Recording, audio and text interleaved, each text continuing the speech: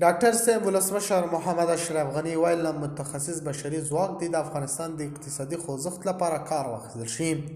ډاکټر صاحب ولسمشر محمد اشرف غني طالبانو ته ویلي تاسو باید افغان ولس ډاډه کړئ چې په افغانستان کې امن دی او هر رقم تجارت کولی شي.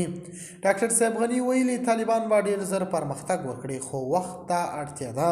هغه له افغان ولس څخه هم دا غوښتنه کړې چې د طالبانو سره ودرېږي او خپل حکومت جوړ کړي. هغه ویلي افغان ولس 40 کاله جګړه لیدلې ده خو هیڅ ترې نه ګټه نه ده اخیستې. نورو ملکونه او ګاونډیانو یې ترې ږټه پورته کوي. له افغان ولس څخه مې غوښتنه دا ده چې خپل د حکومت پر مخالفت پانڅېږي. نورې ډلې باید دې ته پرېنږدي چې د دوی پر حکومت باندې منفي اغېز ولري.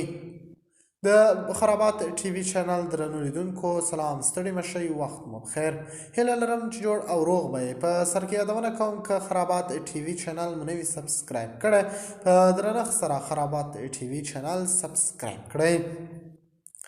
مخکینی ولسمشر اشرف غني وایي په افغانستان کې د ډاډ او رښتینې سولې رامنځته کولو ته اړتیا ده.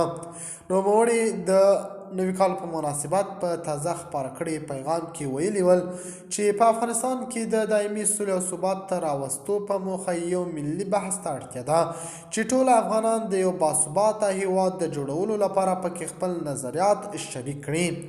هغه ټینګار کړی چې په افغانستان کې د حکومت ملي او نړیوالي مشروعیت ته اړتیا ده او تر هغه چې ملي مشروعیت نه وي رامنځته شوی نړیوال مشروعیت رامنځته کېدل ګران کار دی. ډاکټر صاحب ولسمشر محمد اشرف غني همداراز ټینګار کړی چې په افغانستان کې اقتصادي خوځښت ته اړتیا ده او په خبره دغه هیواد باید نور د بشر دوستانه مرستو مستعمره نه وي بلکې یو ډاډ دې رامنځته کړل شي چې د افغانستان خلک په کار بوخت شي، پانګونه وشي او افغانستان له اوسنۍ ناوړه اقتصادي وضعیت وژغورل شي. د ده په خبره په افغانستان کې د مګړې د اقتصادي ودې لپاره امنیت رامنځته شوی دی.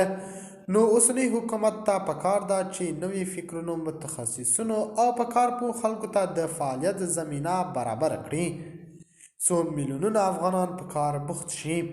هغه ټینګار کړی چې په افغانستان کې یو دایمي ډاډ ته اړتیا ده څو هر افغان ډاډه شي چې په هیواد کې شتمني، شخصیت، فکر، پانګونه او هر څه خوندي دي. اشرف غني زیاته کړې که نوی حکومت د متخصصینو شخصیتونو پلانونو ته ارزښت ورکړي نو د افغانستان صادرات او تولیدات به په څو کلونو کې څو برابر شي. د خرابات ټي وي چینل درنو لیدونکو دا و زموږ ته دې مهال چمتو کړی خبر. که غواړئ د نورو تازه خبرونو څخه خبر شئ نو خرابات ټي وي چینل په درنښت سره سبسکرایب کړئ. د الله په امان، تر بیا ښې چارې.